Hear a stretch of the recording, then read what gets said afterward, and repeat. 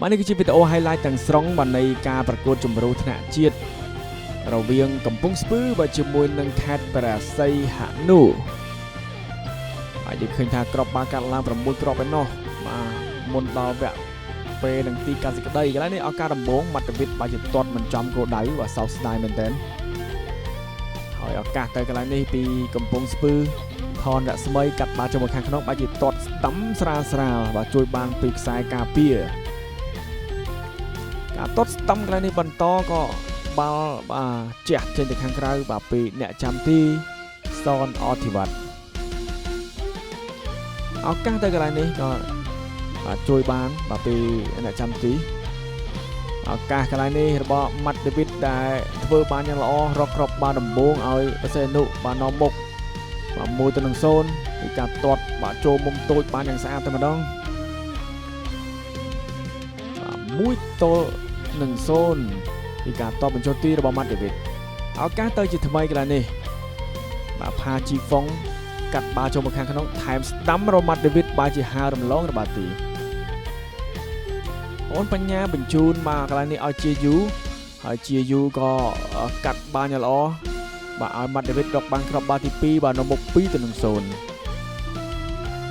បាទជាយូកាត់មកស្អាតហើយក៏ថែមឈួយរបស់ម៉ាត់ដេវីតក៏បញ្ចូលទីតែម្ដងបាទយើងឃើញថាកំពង់ស្ពឺគឺពិតជាធ្វើបានល្អបាននៅវគ្គទី2បាទតាមបាទស្មើហើយក៏នាំមុខទៀតបាទយើងមើលកន្លែងនេះការបញ្ជូនរបស់ព្រីយ៉ាងហើយក៏ថែមឆ្វេងរបស់ថនអ្នកស្មីតាមពីក្រោយ1-2ការកាត់បាល់របស់បាទព្រីយ៉ាងហើយក៏ថែមឆ្វេងរបស់ថនអ្នកស្មីច្បាស់មែនទែនឱកាសទៅជាថ្មីកន្លែងនេះការចុចបាល់បានយ៉ាងស្អាតបាទឲ្យព្រីយ៉ាងហើយព្រីយ៉ាងក៏ទាត់ឆ្វេងបាទជាមិនចំគោលដៅឱកាសទៅជាថ្មីកន្លែងនេះការបញ្ជូនមកហើយក៏ស្លាយបាល់ចេញទៅខាងក្រៅអត់ចេញទេក៏ទាត់ស្ដាំរបស់ឈិនស៊ុយហេងរកក្របបាល់តាមស្មើបាទ2-2ដល់ឈិនស៊ុយហេង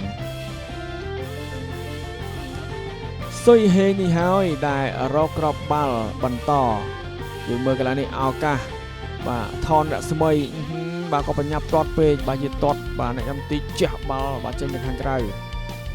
ឱកាសទៅកន្លែងនេះរបស់កំពង់ស្ពឺជាបន្តវគ្គទី2កំពង់ស្ពឺសម្រាប់មែនទែនការបញ្ជូនចាស់មកហើយក៏ប្រឡែងពីទីហេងលីក៏ថែមស្ដាំរបស់ឈឿនស៊ុយហេងរកបានគ្រាប់បាល់នាំមុខបាទ3-2ឱកាសទៅកន្លែងនេះបាទពីបាទហៃលៀងហុងបញ្ជូនឲ្យម៉ាត់ដេវីតបែរជាផ្ទះបញ្ចំគោលដៅកន្លែងនេះបាទផ្ទះពីថនរស្មីបាទផ្ទះផ្លាក៏ជួយបានពីអ្នកចាំទីឱកាសគ្រាប់បាល់បាទតាមស្មើកន្លែងនេះហើយការបញ្ជូនពីម៉ាត់ដេវីតហើយក៏ថែមមកពីហ្សូដានគីតាម៉ាបូរកគ្រាប់បាល់តាមស្មើ3-3ការប្រកួតនៃក្រុមទាំងពីរក៏ឈានទៅដល់វគ្គពេលនាទីកាត់សេចក្តីបាទយើងឃើញថាមុនពេលនាទីកាត់សេចក្តីហ្នឹងក៏មានឱកាសនៃការរកគ្រាប់បាល់បន្តដែរប៉ុន្តែបែរជាទាត់មិនចំគោលដៅបាទហៃលៀងហុង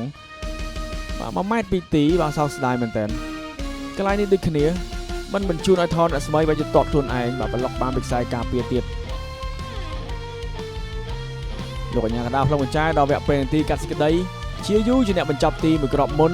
ថនរស្មីក៏បញ្ចប់ទីបានយ៉ាងល្អដូចគ្នាហើយក៏បញ្ចប់ទីជាបន្តរបស់ម៉ាត់ដេវីតបាទ2-1ពីប្រាសេនុហើយក៏តបបញ្ចូលទីរបស់ឈុនឆៃរ៉ានេះហើយជាការទាត់មិនបានល្អរបស់អូនបញ្ញាឡើងទៅខាងលើហើយក៏ទាត់បញ្ចូលទីជាថ្មីរបស់កំពង់ស្ពឺមិនមានការ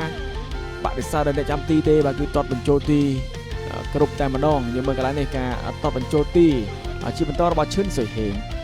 រកបាល់ចុងក្រោយបាទហៃលៀងហុងគឺបដិសេធដោយមឹងសេរីរដ្ឋាក៏ជួយឲ្យកំពង់ស្ពឺឡើងទៅជួបបាត់ដំបង United